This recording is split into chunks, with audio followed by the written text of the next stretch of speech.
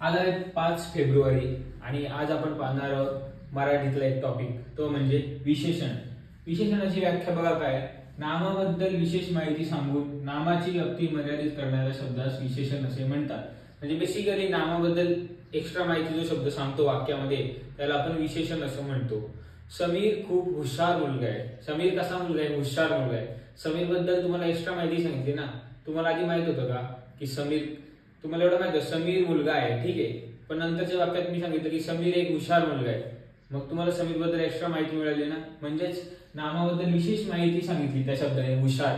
मग हुशार काय झालं? विशेषण झालं. नंतर बघा विशेषणाची व्याख्या आपण पाहिली. नंतर एक महत्त्वाचा शब्द आहे म्हणजे विशेष्य. विशेष्य म्हणजे काय माहिती का? ज्या नामाबद्दल विशेषण अधिक माहिती सांगते त्याला विशेष्य असे म्हणतात. वडिलांनी आणलेली बोरे खूप आंबट आहेत. आंबट हे काय झालं? विशेषण झालं. पण कशाबद्दल माहिती देत आहे? बोरांबद्दल ना. म्हणजे बोर हे काय झालं? विशेष्य झालं. म्हणजे ज्या नामाबद्दल विशेषण अधिक माहिती सांगते, आंबट बोर आहे ना, म्हणजे बोरांबद्दल एक्स्ट्रा माहिती सांगितली म्हणजे त्याला आपण विशेष्य असं बोलतो. हे झालं विशेष्य आणि हे झालं विशेषण. सहसा विशेषण विशेष्याच्या आधी येतं, पण ते नंतर सुद्धा येऊ शकतं.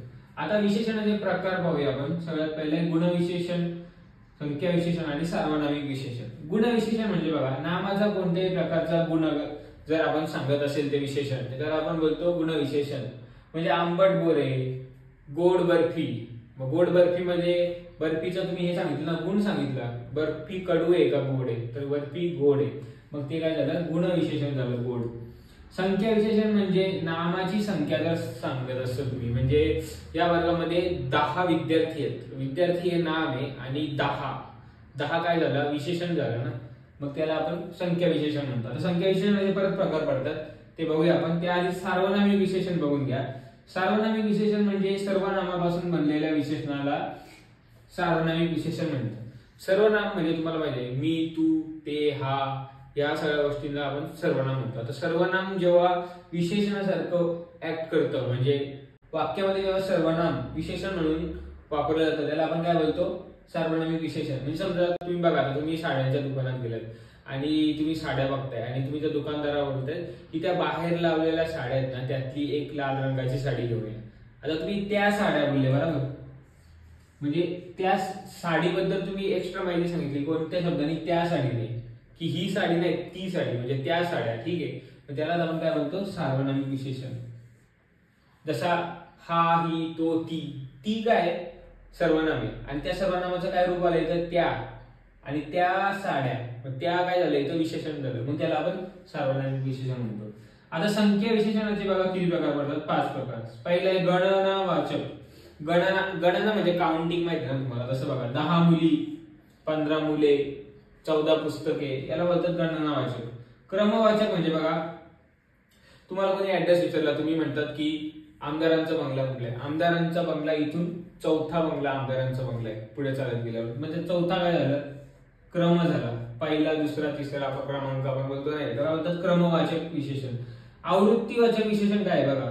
चौपट धावा, द्विगुणित आनंद, म्हणजे ती एक आवृत्ती बोलतो नाही का आपण. द्विगुणित आनंद, खूप दिवसांनी मी माझ्या आजी आजोबांना पाहिलं आणि माझा आनंद द्विगुणित झाला. म्हणजे काय झालं? ते आवृत्तीवाचक विशेषण झालं. पृथवाचक विशेषण बघा. पृथकवाचक, पृथक म्हणजे वेगवेगळा जेव्हा आपण उल्लेख करतो त्याला पृथक बोलतात. म्हणजे बघा एक मुलगा, 10 गट. जेव्हा आपण डॉक्टरकडे जातो तेव्हा डॉक्टर त्या कंपाऊंडरला काय बोलतात की एकेकाला आतमध्ये पाठवा. मग एकेकाला आतमध्ये पाठवा, बरोबर. मग एक काय झालं? पृथकवाचक विशेषण झालं. एक पेशंटला आतमध्ये पाठवा. पेशंट काय झालं? तुमचं विशेष्य झालं. एक काय झालं? तुमचं विशेषण झालं. कोणतं? पृथकवाचक संख्या विशेषण. नंतर अनिश्चित संख्या विशेषण. आता अनिश्चित संख्या विशेषण म्हणजे संख्या आहे पण किती आहे ते तुम्हाला माहित नाही. क्रिकेटच्या सामन्याला प्रचंड गर्दी झाली पण किती? प्रचंड. आता प्रचंड मध्ये किती संख्या आहेत आपल्याला माहित नाहीये. काही पक्षी, झाडाच्या फांदीवर काही पक्षी बसले होते. सर्व मुले क्रीडांगणावर धावत गेली. किती मुले मला माहित नाही. म्हणजे ते काय झाले? अनिश्चित संख्या झाली. अनिश्चित संख्यावाचक विशेषण झाले. तर हे झालं विशेषण टॉपिक. थँक्यू.